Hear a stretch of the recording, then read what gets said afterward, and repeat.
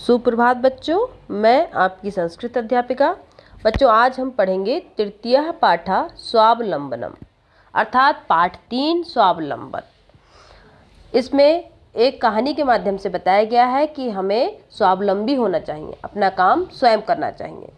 कृष्णमूर्ति ही श्रीकंठस्य मित्रे आस्ताम अर्थात कृष्णमूर्ति और श्रीकंठ मित्र थे। श्रीकंठस्य पिता समृद्ध आसीत्, श्रीकंठ के पिता बहुत अमीर थे। अतः तस्य भवने सर्वविधानि सुख साधनानि आसन, अतः उसके घर में सभी प्रकार के सुख साधन थे। तस्मिन् विशाले भवने 40 स्तंभा आसन,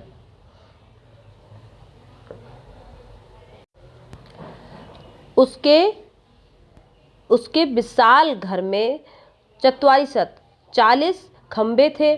तस् 18 प्रकोष्ठेषु 50 गवाक्षा 44 द्वाराणि 37 विद्युत व्यजनानि च आसन्। तस्य 18 प्रकोष्ठेषु उसके 18 कमरों में 50 गवाक्षा मतलब 50 खिड़कियां, 44 द्वाराणि 44 दरवाजे, 37 अर्थात 36 बिजली से चलने वाले पंखे थे। मतलब उनके क्या इतना बड़ा घर था, उसमें क्या क्या था, उस घर के 18 कमरों में 50 खिड़कियां, 44 दरवाजे और 36 विद्युत व्यजनानि अर्थात 36 बिजली से चलने वाले पंखे थे। तत्र 10 सेवकाः निरन्तरं कार्यं कुर्वन्ति स्म, वहाँ 10 नौकर हमेशा कार्य करते थे। परम कृष्णमूर्ते माता पिता च निर्धनौ कृषक दंपति, लेकिन कृष्णमूर्ति के माता और पिता निर्धन किसान दंपत्ति थे। तस्य गृहम् आडंबर विहीनम साधारण आसीत्, उनका घर आडंबर से हीन मतलब ऊपरी दिखावे से रहित साधारण था। एकदा श्रीकंठः तेन सह प्रातः 9 वादने तस्य गृहम् आगच्छत्, एक बार श्रीकंठ उसके साथ सुबह 9 बजे उसके घर गया। तस्य कृष्णमूर्ति तस्य माता पिता च स्वशक्त्या श्रीकंठस्य आतिथ्यम अकुर्वन्, वहाँ कृष्णमूर्ति के माता पिता ने अपनी शक्ति के अनुसार उनका श्रीकंठ का स्वागत किया। एतद् दृष्ट्वा श्रीकंठः अकथयत्, यह देखकर श्रीकंठ बोला, मित्रम अहम भवताम सत्कारेण संतुष्टो अस्मि, मित्र मैं तुम्हारे सत्कार से संतुष्ट हूँ।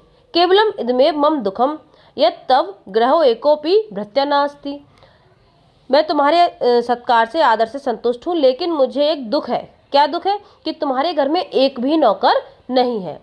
मम सत्काराय भवताम बहु कष्टम जातम, मेरे सत्कार के लिए, मेरे आदर के लिए आप लोगों को बहुत कष्ट हुआ। मम गृहे तु बहवा कर्म करा संति, मेरे घर में तो बहुत सारे नौकर हैं। तदा कृष्णमूर्ति अवतत, तब कृष्णमूर्ति बोला, मित्रम ममापि अष्टो कर्म करा संति, मित्र मेरे भी 8 नौकर हैं।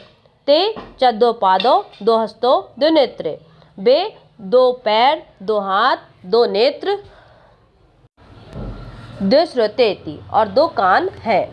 एते प्रतिक्षणम मम सहायका, ये सब प्रतिक्षण मतलब हर क्षण में मेरे सहायक है। किंतु तब भृत्या सदैव सर्वत्र चा उपस्थिता भवितुं न शक्नुवन्ति, लेकिन तुम्हारे नौकर सदैव हमेशा सभी जगह उपस्थित नहीं हो सकते। तब तू स्वकार्यं भृत्या अधीना, तुम तो अपने कार्य के लिए नौकरों के अधीन हो। यदा यदा ते अनुपस्थिता तदा तब कष्टम अनुभवसि, जब जब ये अनुपस्थित होते होंगे तब तक तुमको कष्ट का अनुभव होता होगा।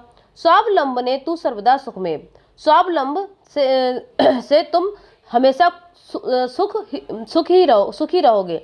न कदापि कष्टम भवति, और तुम्हें कभी भी कष्ट नहीं होगा।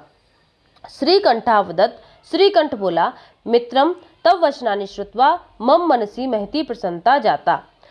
श्रीकंठ बोला, मित्र तुम्हारे वचनों को सुनकर मेरे मन में बहुत प्रसन्नता हुई।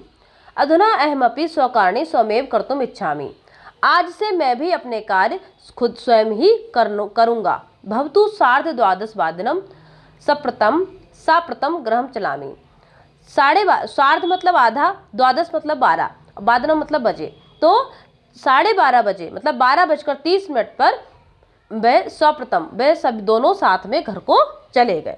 ये है आपका पाठ और मुझे उम्मीद है कि आपको पूरा पाठ समझ में आ गया होगा। धन्यवाद।